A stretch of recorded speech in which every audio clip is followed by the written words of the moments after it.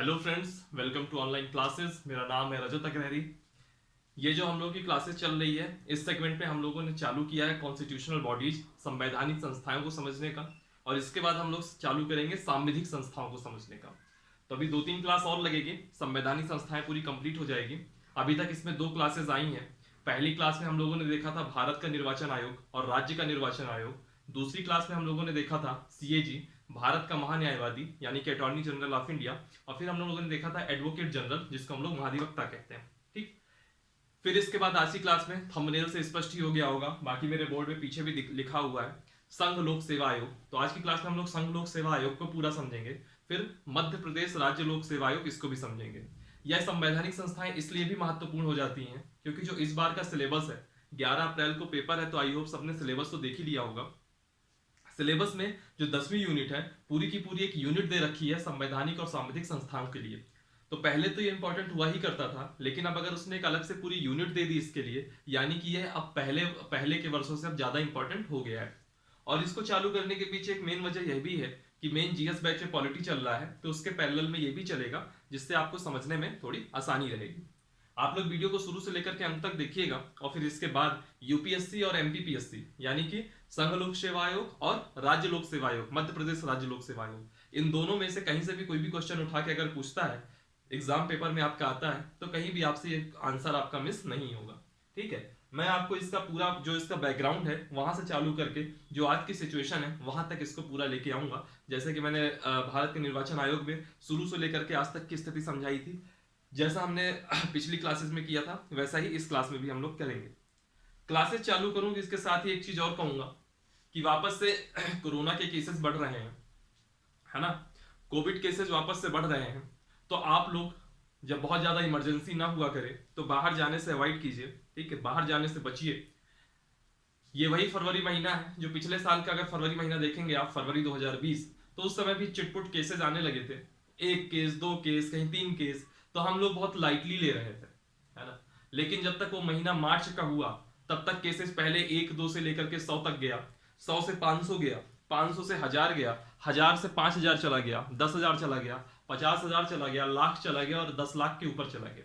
10 लाख के ऊपर भी केस फिर बढ़ते गए और आज की डेट में न जाने कितने लाख केसेस हो चुके हैं। ठीक।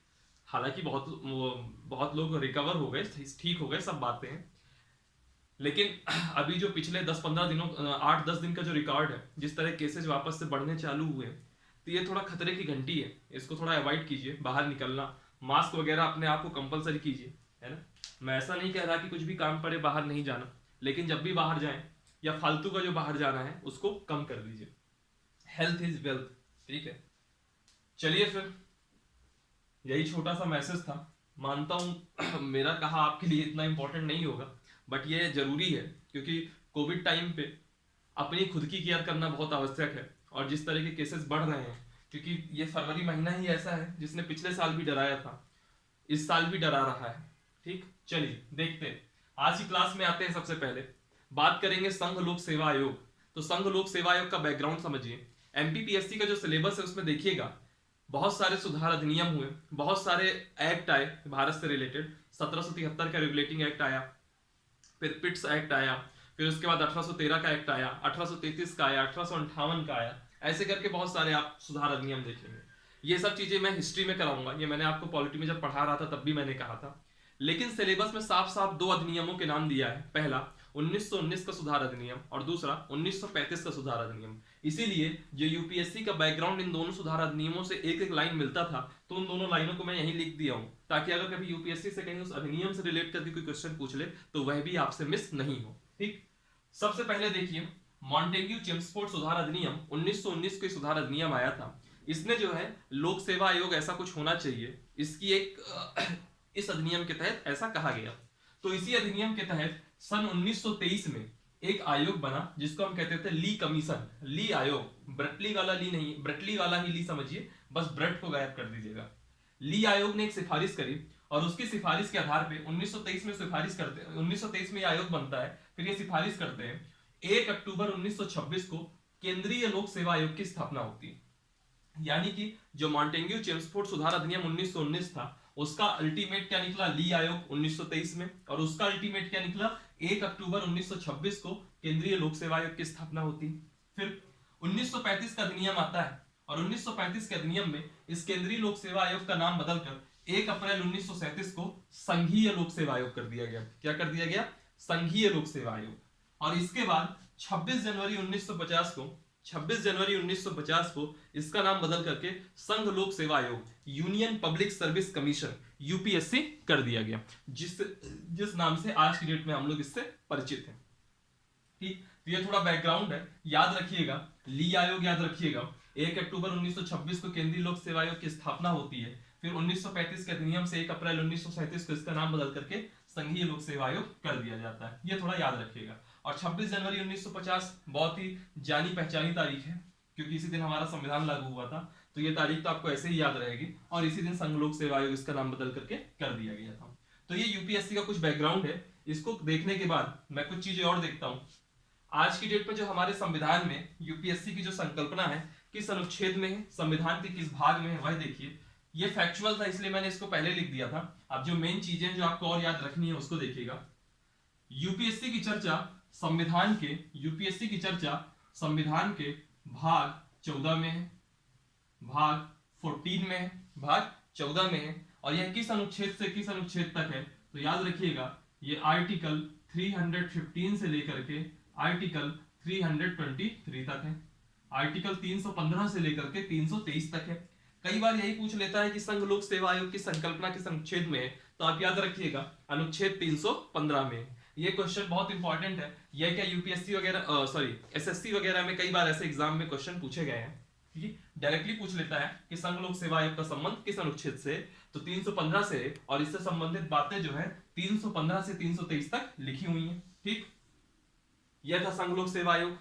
इसका संवैधानिक आधार क्या है, संविधान का भाग 14 अनुच्छेद 315 से लेकर के अनुच्छेद 323।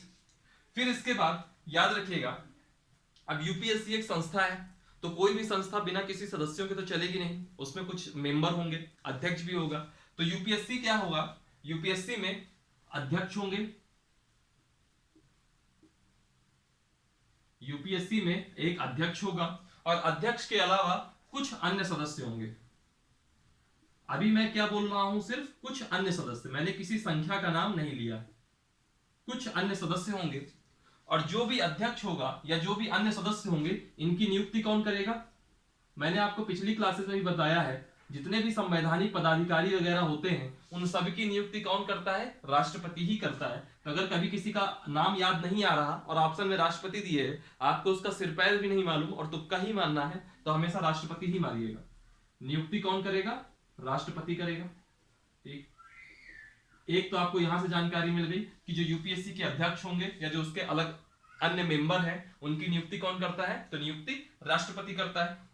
सवाल उठता है कि अध्यक्ष तो एक होगा, यह बात समझ में आ गई, लेकिन जो कुछ अन्य सदस्य हैं यह कौन तय करेगा। तो याद रखिएगा, जो कुछ अन्य सदस्य हैं इसका उल्लेख संविधान में नहीं, इस संख्या का उल्लेख संविधान में नहीं है। इसको कौन तय करेगा, इसको राष्ट्रपति तय करेगा। कितने मेंबर होंगे इसको कौन करेगा, राष्ट्रपति तय करेगा।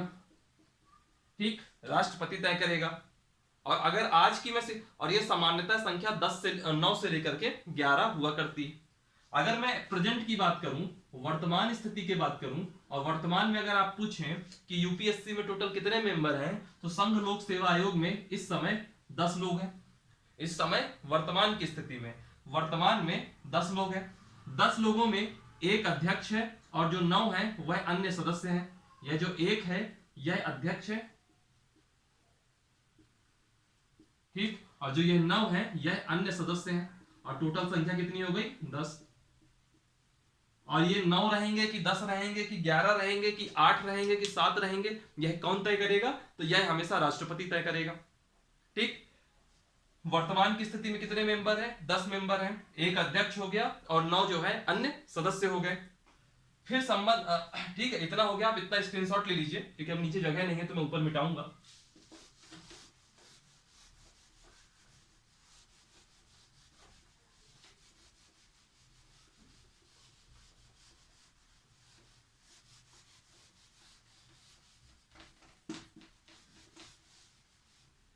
ठीक। फिर इसके बाद ये जो अध्यक्ष बन रहा है, ये जो अध्यक्ष बन रहा है या फिर जो ये अन्य मेंबर बन रहे हैं, इनकी कुछ एलिजिबिलिटी होगी। ऐसा तो नहीं है कि किसी को भी बना दिया जाएगा, कुछ योग्यताएं होंगी। तो योग्यताएं देख लीजिए। ठीक, तो योग्यताओं के लिए भी देख लीजिएगा कि जो योग्यताएं हैं उसका कहीं संविधान में उल्लेख नहीं है। योग्यताओं का भी संविधान में उल्लेख नहीं है। लेकिन एक योग्यता, एक बहुत नोन योग्यता है, उसका भी याद रखिएगा कि जितने भी जो ये आयोग है, संघ लोक सेवा आयोग है, ठीक है, तो जो संघ लोक सेवा आयोग के जो आधे सदस्य होंगे, आयोग के आधे सदस्यों को संघ यानी कि केंद्र या फिर राज्य, संघ यानी कि केंद्र या फिर राज्य सरकार के अधीन कम से कम 10 वर्ष तक कार्य करने का अनुभव हो। संघ की जगह आप भारत लिख लीजिए, भारत या राज्य सरकार के अधीन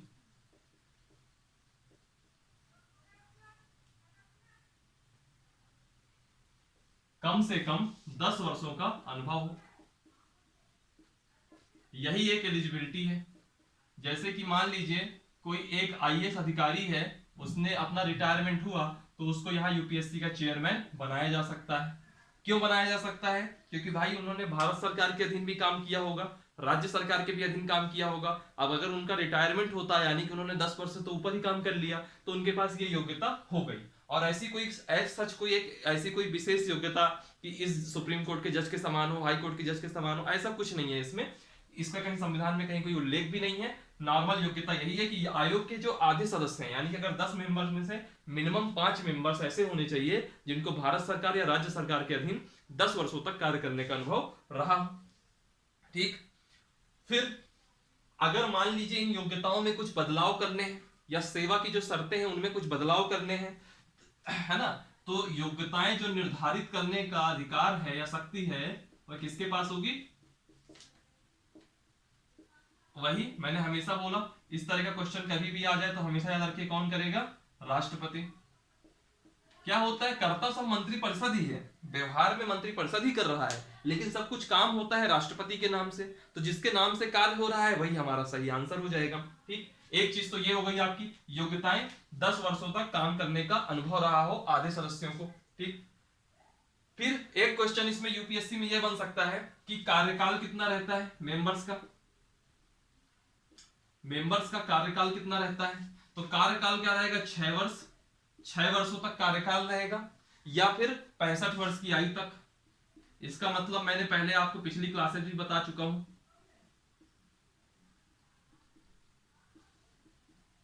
मैंने पिछली क्लासेस में भी इसका मतलब बताया है कि 6 वर्ष या 65 वर्ष की आयु तक का मतलब क्या होता है कि अगर मैं 58 साल का हूं तो मैं सिर्फ 6 साल यानी कि 64 वर्ष तक ही मेरा कार्यकाल रहेगा। और अगर मान लीजिए मैं 62 साल का हूं, मेरी आज नियुक्ति हो रही है, तो मैं 6 साल यानी कि 68 वर्ष तक अपना काम नहीं करूंगा, फिर मैं 65 वर्ष तक ही मुझे कार्यकाल मिलेगा। यानी कि या तो 6 वर्ष का कार्यकाल पहले पूरा हो जाए या तो मेरी आयु 65 वर्ष की पूरी हो जाए, उसी दिन से मेरा कार्यकाल समाप्त हो जाएगा। ठीक है, ये हो गया कार्यकाल या 6 वर्ष या 65 वर्ष, 6 वर्ष या 65 वर्ष की आयु तक। ठीक है, और एक चीज याद रखिएगा, कभी ऐसी स्थिति बन जाए कि जो अध्यक्ष का पद है, अध्यक्ष का जो पद है उसमें रिक्ति हो जाए। रिक्ति का मतलब क्या होता है? मान लीजिए अध्यक्ष की सडन डेथ हो गई, है ना, या मान लीजिए अध्यक्ष के साथ कोई ऐसा, अध्यक्ष ने इस्तीफा दे दिया या कुछ भी ऐसी कोई सिचुएशन बन गई। ठीक है, तो वैसी स्थिति में या फिर कुछ ऐसा हो जाए कि अध्यक्ष अपने काम करने की स्थिति में नहीं है, मान लीजिए तबियत बहुत ज्यादा सीरियस हो गई उनकी या एक्सीडेंट हो गया, कुछ भी ऐसी सिचुएशन बनती है, तो अध्यक्ष की जब रिक्ति होती है तो वैसी स्थिति में सदस्यों के बीच से जितने मेंबर है, जैसे कि यहाँ पे एक जन बीमार हो गया, जो 9 जन बचे, इन 9 लोगों के बीच में से किसी एक को, यानी कि सदस्यों में किसी को राष्ट्रपति क्या बना सकता है? कार्यवाहक अध्यक्ष, वर्किंग चेयरमैन बना सकता है।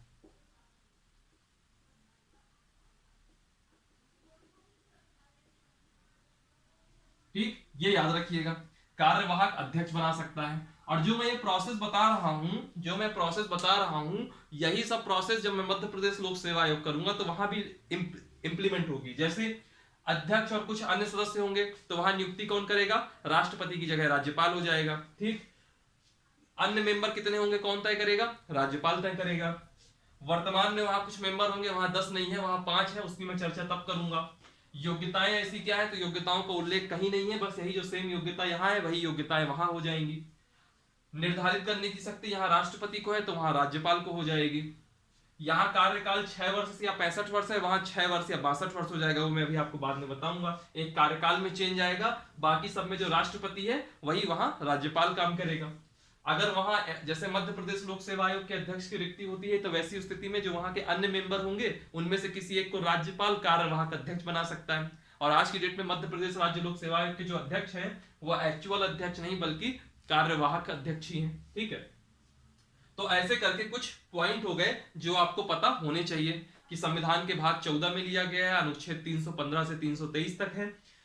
अध्यक्ष और कुछ अन्य सदस्य होंगे जिनकी नियुक्ति राष्ट्रपति करेगा। कुछ अन्य सदस्यों की संख्या कितनी होगी यह संविधान में उल्लिखित नहीं है तो इसको राष्ट्रपति तय करेगा। वर्तमान में 10 है, एक अध्यक्ष और 9 अन्य सदस्य। इनकी योग्यताएं क्या होनी चाहिए संविधान में कहीं नहीं लिखा है, बस सिर्फ इतना मान लीजिए कि उनको जो भी मेंबर होंगे उनमें जो आधी संख्या, जैसे कि अभी 10 है तो 10 का आधा कितना हुआ 5, तो 5 लोगों को भारत सरकार या राज्य सरकार इनके अधीन कम से कम 10 वर्षों तक कार्य करने का अनुभव रहा हो, और जो भी नई सेवा शर्तें बनाना हो तो ये सब अधिकार किसको दिया गया है, राष्ट्रपति को दिया गया है। कार्यकाल कितना होगा यूपीएससी के लिए, चाहे वो अध्यक्ष हो या फिर जो अन्य मेंबर हो, कार्यकाल है 6 वर्ष या 65 वर्ष की आयु तक। ठीक, फिर अध्यक्ष की अगर रिक्ति होती है तो जो मेंबर्स होंगे उन्हीं में से किसी एक को कार्यवाहक अध्यक्ष नियुक्त किया जा सकता है। किसके द्वारा नियुक्त किया जाएगा, राष्ट्रपति के द्वारा। ठीक, ये कुछ आपके पॉइंट हो गए। ठीक है, अब सवाल उठता है कि मान लीजिए, जैसे इतना आपको समझ में आ गया होगा, स्क्रीनशॉट ले लीजिएगा। ठीक है, अब सवाल उठता है कि मान लीजिए लोक सेवा आयोग का मैं अध्यक्ष बन गया और या फिर मैं लोक सेवा आयोग का कोई मेंबर बन गया, सदस्य बन गया, तो वैसी स्थिति में अगर मेरे कोई पदमुक्ति करनी है, मुझको पद से मेरे कार्यकाल के पहले से हटाना है, तो किन परिस्थितियों में हटाया जाएगा और कौन हटाएगा, किन परिस्थितियों में हटाया जाएगा और कौन हटाएगा। तो मैं सबसे पहले बताता हूं, हेडिंग डाल दीजिए पहले, यूपीएससी के अध्यक्ष या सदस्यों को पद से हटाना, इसको हम लोग क्या कहेंगे, पदमुक्ति करना। तो याद रखिएगा, जो संघ लोक सेवा आयोग के अध्यक्ष जिनको हटाने या पदमुक्ति का कॉन्सेप्ट है कौन करेगा, तो यह राष्ट्रपति हटाएगा।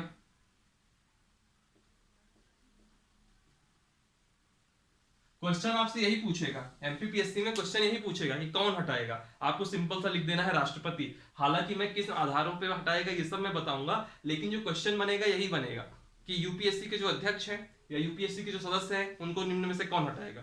सदस्य में ही क्वेश्चन बन जाएगा, क्योंकि सदस्य थोड़ा से मतलब थोड़ा टफ लगेगा। क्यों, क्योंकि जब एग्जाम पेपर में ये आ जाएगा कि संघ लोक सेवा आयोग के सदस्यों को पदमुक्त कौन करता है, 4 ऑप्शन आ जाएंगे। पहला आ जाएगा यूपीएससी का अध्यक्ष करता है, तो आप वहीं कंफ्यूज हो जाओगे कि यार ये उसके अंडर काम करेगा, तो कहीं ये तो सही नहीं होगा। दूसरा आ जाएगा राष्ट्रपति, तीसरा आ जाएगा लोकसभा स्पीकर, और चौथा आ जाएगा राज्यसभा के सभापति, या चौथा आ जाएगा सुप्रीम कोर्ट का चीफ जस्टिस, मुख्य न्यायाधीश। तो ऐसे करके ऑप्शन बन जाएंगे कि आपको वहां कंफ्यूज हो जाएंगे आप। अगर जो आपको बिल्कुल कॉन्सेप्ट क्लियर है कि जनरली संवैधानिक पदाधिकारियों की जो पदमुक्ति है वह राष्ट्रपति करता है, जो उनकी नियुक्ति है वो वह भी राष्ट्रपति करता है, तो आपको कहीं भी कोई कंफ्यूजन लगे, आपको उसका कहीं कोई आंसर ना आ रहा हो, तो सीधे आप राष्ट्रपति को ही क्लिक कीजिएगा, मैक्सिमम टाइम वही सही होगा।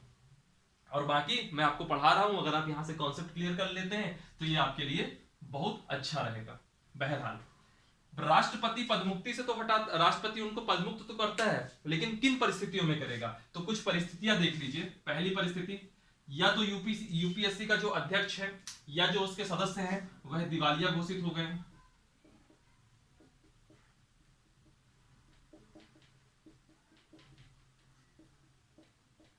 दिवालिया घोषित हो जाएंगे तो राष्ट्रपति पदमुक्त कर देगा। या फिर अब यूपीएससी के वो चेयरमैन बन गए या यूपीएससी के जो मेंबर हैं वो बन गए, और वैसी स्थिति में अपने कार्यकाल के दौरान उन्होंने अपने जो उनका जो काम है एज ए यूपीएससी मेंबर या एज ए यूपीएससी चेयरमैन, अपने जो पद का जो काम है उसके अलावा उन्होंने कोई दूसरा काम किया और उसके बदले में उनको वेतन की प्राप्ति हो गई, जिसको हम साधारण भाषा में कहेंगे कहेंगे लाभ का पद धारण करना।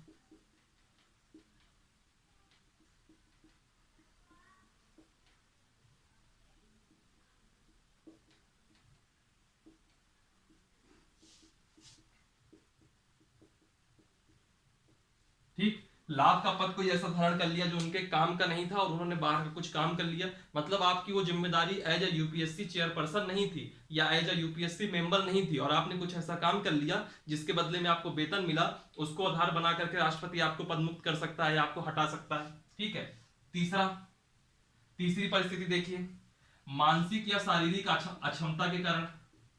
कई बार ऐसा होता है कि एक मेंटल इश्यूज आ जाते हैं एक उम्र के बाद, या कई बार ऐसा होता है कि ऐसा कुछ एक्सीडेंट हो गया है सच, या फिर कुछ ऐसी आपकी कंडीशन हो गई कि आप जो है मानसिक या शारीरिक रूप से अक्षम हो गए, अब आपकी कैपेसिटी नहीं है कुछ काम करने की, और राष्ट्रपति को यह अंदाजा लग गया कि आप अक्षम है शारीरिक रूप से या मानसिक रूप से, तो ऐसी स्थिति में जो राष्ट्रपति है आपको पदमुक्त कर सकता है, आपको हटा सकता है। और चौथा पॉइंट देखिएगा, साबित कदाचार।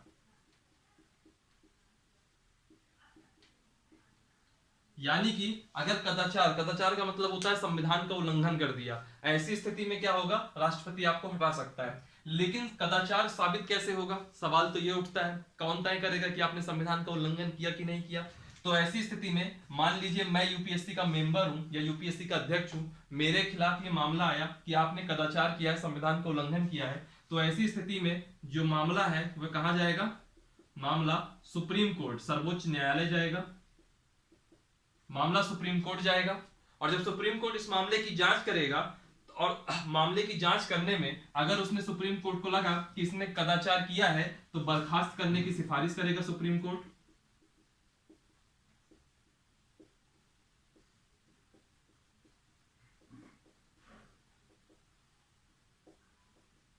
सुप्रीम कोर्ट बर्खास्त करने की सिफारिश करेगा, और जब सुप्रीम कोर्ट बर्खास्त करने की सिफारिश करेगा तो राष्ट्रपति बर्खास्त करेगा। और याद रखिएगा, इस केस में जो यह सिफारिश होती है सुप्रीम कोर्ट की, यह ऐसा नहीं है कि मेरी इच्छा के ऊपर है कि मानूं कि ना मानूं, जो यह सिफारिश होगी, यह सिफारिश पूरी तरीके से बाध्यकारी होगी। यह पॉइंट आप याद रखिएगा। ठीक है। तो यूपीएससी के अध्यक्ष सदस्यों को कौन हटाता है, राष्ट्रपति। किन परिस्थितियों में हटाएगा, या तो वो अध्यक्ष या तो कोई सदस्य जिसके अगेंस्ट भी मामला है, जिसको हटाया जा रहा है, वो दिवालिया घोषित हो गया हो। दिवालिया का मतलब क्या होता है, दिवालिया का मतलब क्या होता है कि आपकी जो कुल देयता है वह ज्यादा हो जाए, और जो कुल परिसंपत्तियां हैं वह आपकी कम हो जाए। मान लीजिए आपके पास जो टोटल असेट है वो 90 रुपए की है, और आपने मार्केट से लोन ले रखा है 100 रुपए का, वैसे स्थिति में आपको दिवालिया घोषित किया जाएगा। लाभ का पद धारण करना, कहने का मतलब मेरा यहाँ पे ये था कि अगर मैं एज ए यूपीएससी चेयरमैन या एज ए यूपीएससी मेंबर जो मेरे काम है उसके अलावा मैं कोई दूसरा कार्य करता हूं और उसके बदले में मुझको वेतन मिलता है, वैसी स्थिति में उसको आधार बना करके राष्ट्रपति मुझको पद से हटा सकता है।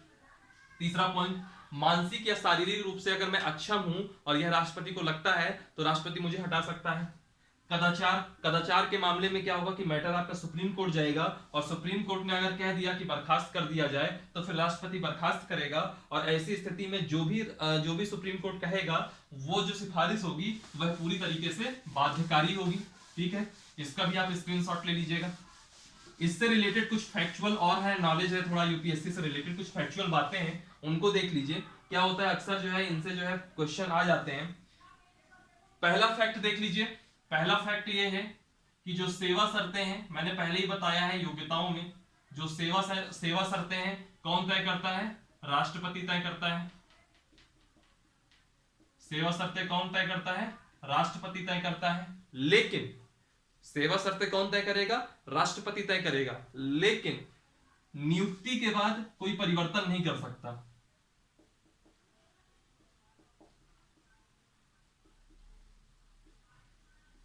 नियुक्ति के बाद कोई अलाभकारी परिवर्तन राष्ट्रपति नहीं कर सकता।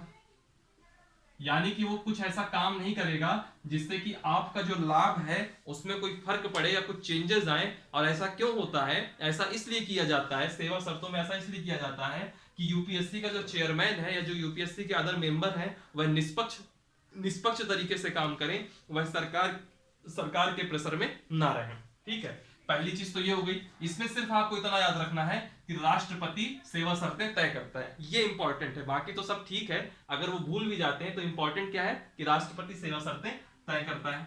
दूसरा पॉइंट याद रखिएगा, जो भी इनका मेंबर के जो सदस्य हैं यूपीएससी के या जो यूपीएससी का जो अध्यक्ष है, इनका जो वेतन होते हैं या जो अलाउंसेस होते हैं भत्ते या फिर जो पेंशन होती है, तो यह सब कहां होती है? यह सब संचित निधि पर भारित होती है।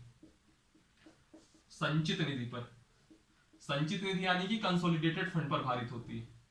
और अगर आपको पढ़ना है संचित निधि क्या है, आकस्मिक निधि क्या है, लोक लेखा क्या है, तो यह सब चीजें आप हमारे चैनल में जब जाएंगे तो वहां एक पॉलिटी करके प्लेलिस्ट होगी, उस प्लेलिस्ट में जाइएगा तो वहां मैंने विभिन्न प्रकार के विधेयकों की चर्चा विभिन्न प्रकार की निधियों की चर्चा कर रखी है, डिफरेंट टाइप्स ऑफ फंड्स की बात कर रखी है। ठीक है, तीसरा पॉइंट याद रखिएगा, इसमें जो ये इंपॉर्टेंट है, तीसरा और चौथा दोनों इंपॉर्टेंट रहेगा। जो यूपीएससी का चेयरमैन है यानी कि यूपीएससी जो अध्यक्ष है, यह कार्यकाल के बाद, यूपीएससी का जो अध्यक्ष है वह कार्यकाल के बाद, ऐसा नहीं है कि कार्यकाल जब उसका खत्म हो जाएगा तो उसको आप किसी और दूसरे नियोजन में लगा दें, यानी कि वह भारत सरकार या राज्य सरकार के अधीन किसी भी नियोजन का पात्र नहीं होगा। भारत या राज्य सरकार के अधीन किसी नियोजन का पात्र नहीं होगा। मान लीजिए अब आपको लग रहा है कि यहां से आ जाओ भैया, अब तुम मानवाधिकार आयोग के सदस्य बन जाओ या कुछ ऐसा हो जाए, तो कहीं कुछ नहीं बन सकते। यूपीएससी जो अध्यक्ष होगा, अध्यक्ष बनने के बाद आप समझ लीजिए कि भारत या राज्य सरकार के अधीन आपको सिंगल कोई नौकरी नहीं मिल सकती। ठीक है, तो भारत या राज्य सरकार के अधीन किसी नियोजन का पात्र नहीं होगा। मैं किसकी बात कर रहा हूं इस समय? मैं बात कर रहा हूं यूपीएससी अध्यक्ष की। मैंने अभी यूपीएससी के मेंबर की बात नहीं करी, अब मैं यूपीएससी के मेंबर की बात करता हूं। यूपीएससी सदस्य, जो सदस्य हैं वह कार्यकाल के बाद क्या करेंगे भैया? तो इनकी जो नियुक्ति है वो यूपीएससी अध्यक्ष या जो यूपीएससी का मेंबर होगा, सदस्य होगा, उसका जब कार्यकाल समाप्त हो जाए तो उसको यूपीएससी का अध्यक्ष बनाया जा सकता है या फिर किसी राज्य लोक सेवा आयोग का अध्यक्ष बनाया जा सकता है। राज्य लोक सेवा आयोग का सदस्य नहीं है बोल रहा हूं मैं, सिर्फ अध्यक्ष की बात कर रहा हूं। राज्य लोक सेवा आयोग का अध्यक्ष बनाया जा सकता है।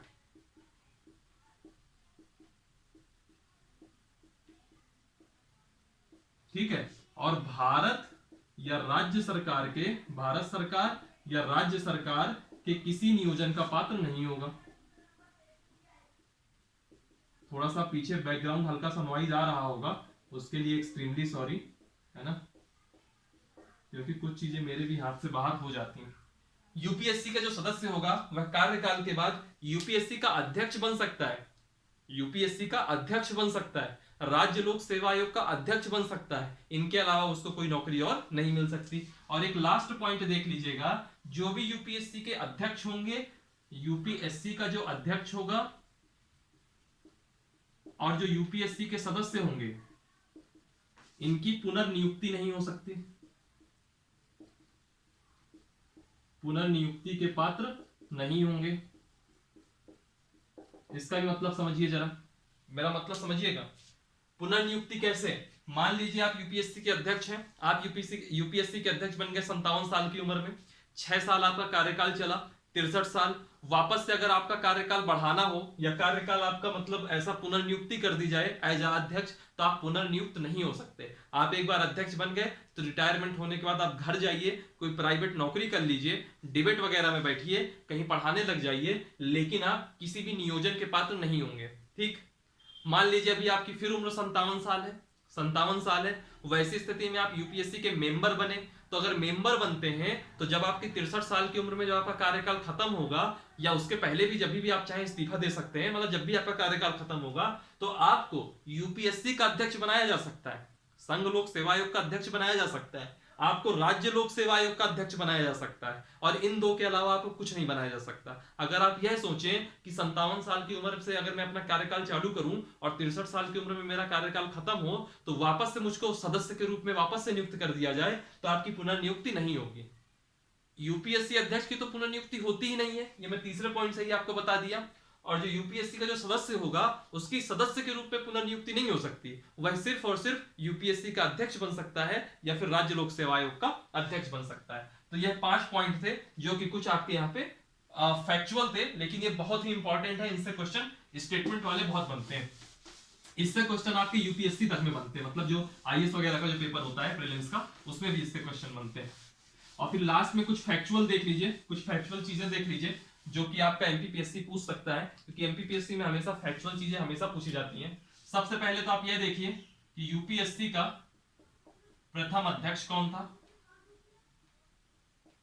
ठीक, यूपीएससी का प्रथम महिला अध्यक्ष कौन थी, ठीक, और यूपीएससी का वर्तमान अध्यक्ष कौन है। और एक चीज याद रखिएगा, एक क्वेश्चन हमेशा पूछ सकता है, सिविल सेवाओं का जनक किसे कहते हैं भारत में। भारत में आजादी के बाद जैसे सिविल सेवाओं का संरक्षक रहा हो या सिविल सेवकों के लिए जिसने बहुत सोचा हो, तो वो कौन थे, सरदार वल्लभ भाई पटेल थे, ठीक है। तो यूपीएससी का जो पहले अध्यक्ष थे वो कौन थे, उनका नाम था सर रोज बरकर। यूपीएससी के पहले अध्यक्ष थे सर रोज बरकर, और पहली महिला अध्यक्ष कौन थी, रोज मिलियन वेथ्यू, रोज मिलियन वेथ्यू, ये इनकी पहली महिला जो है यूपीएससी अध्यक्ष थी। वर्तमान में अध्यक्ष कौन है, तो वर्तमान में अध्यक्ष है डॉक्टर प्रदीप कुमार जोशी। थोड़ा सा पीछे नॉइज आ रहा होगा, है क्या कि पड़ोसियों की जो आंटियां हैं वो काफी बात कर रही हैं, है ना, थोड़ा सा इग्नोर मारिएगा। वर्तमान अध्यक्ष कौन है, डॉक्टर प्रदीप कुमार जोशी। और याद रखिएगा जो यूपीएससी का संग्रहालय है, म्यूजियम है, वो कहां है, वह आपके दिल्ली के धौलावीरा में है। यूपीएससी संग्रहालय दिल्ली के धौलावीरा में, ठीक। और एक चीज याद रखिएगा, जो ये यूपीएससी होता है इसके पास कुछ शक्तियां होती हैं, और यूपीएससी को सिविल न्यायालय की शक्तियां धारण करता है। यूपीएससी जो है सिविल न्यायालय की शक्तियां धारण करता है। इतना ही था आपका संघ लोक सेवा आयोग में। इसके बाहर यूपीएससी में कहीं एक सिंगल क्वेश्चन आपको नहीं आएगा। यूपीएससी के पहले अध्यक्ष सर रोज बरकर, पहली महिला अध्यक्ष रोज मिलियन वैथ्यू, वर्तमान अध्यक्ष डॉक्टर प्रदीप कुमार जोशी, है ना। यूपीएससी संग्रहालय दिल्ली के धौलावीरा में, और यूपीएससी जो यूपीएससी होती है, जो संस्था है, ये आयोग है, ये आपका सिविल न्यायालय की शक्तियां धारण करता है, ठीक। इसके बाद मैं बात करता हूं मध्य प्रदेश राज्य लोक सेवा आयोग। मध्य प्रदेश राज्य लोक सेवा आयोग, मैंने आपको पहले ही बताया, इसको हम शॉर्ट में क्या कहेंगे, MPPSC, Madhya Pradesh public service commission, MPPSC. मैंने आपको पहले ही बताया था संवैधानिक आधार वगैरह सब वैसा ही होगा, इसका भी आर्टिकल 315 से 323 मानिए, क्योंकि इसमें भी सिविल सेवाओं की जिक्र इसी में हुआ है। और आर्टिकल 320 के तहत, आर्टिकल 320 कहता है, आर्टिकल 320 कहता है, मैं बोल देता हूं, बहुत ऐसा इंपॉर्टेंट नहीं है लेकिन पता होना चाहिए। आर्टिकल 320 कहता है कि एक मध्य प्रदेश राज्य लोक सेवा आयोग होगा, एक मध्य प्रदेश राज्य लोक सेवा आयोग होगा, जो कि मध्य प्रदेश शासन के महत्वपूर्ण पदों पर चयन करवाएगा, है ना। एक मध्य प्रदेश राज्य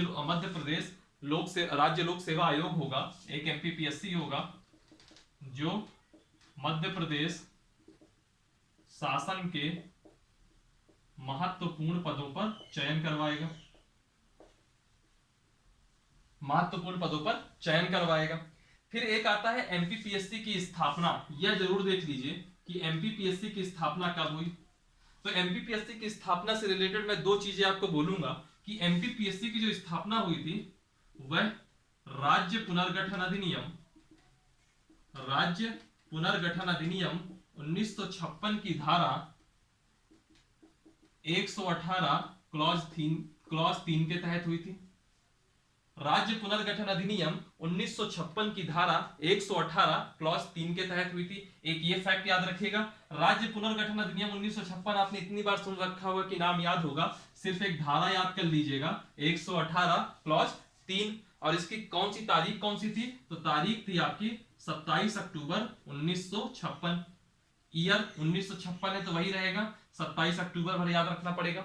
27 अक्टूबर 1956 को आपको एमपीपीएससी की स्थापना हुई थी, ठीक है।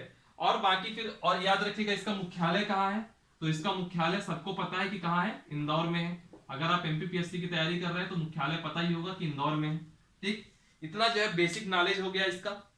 फिर इसकी नियुक्ति कौन करता है, मैंने अभी थोड़ी देर पहले ही आपको बताया है कि अगर उसकी नियुक्ति राष्ट्रपति करता होगा यूपीएससी में, तो यहाँ नियुक्ति कौन करेगा, राज्यपाल।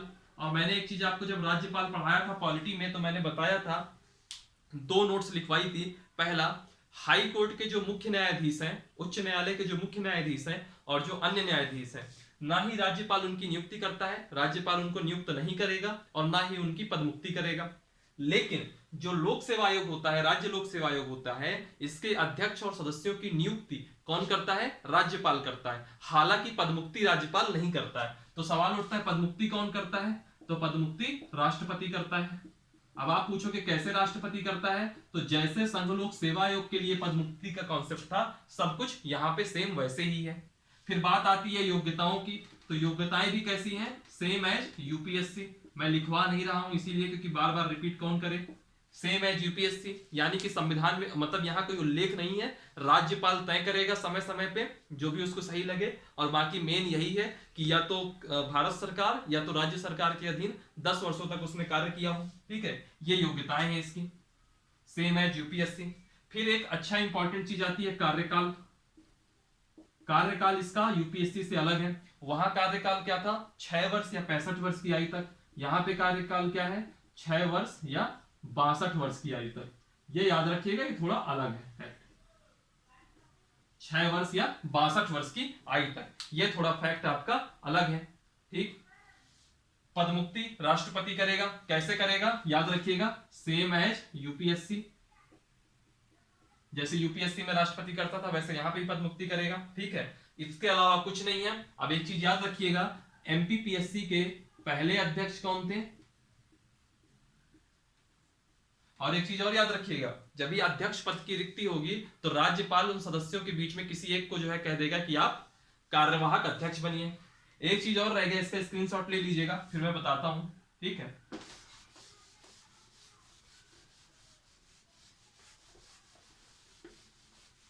अध्यक्ष का नाम बाद में बताऊंगा, पहले यह तो देख लीजिए सदस्य कितने हैं। तो एमपीपीएससी में यानी कि मध्य प्रदेश राज्य लोक सेवा आयोग में 5 सदस्य हैं और इसको समय समय पर राज्यपाल तय कर सकता है, ठीक है। राज्यपाल के पास पावर है।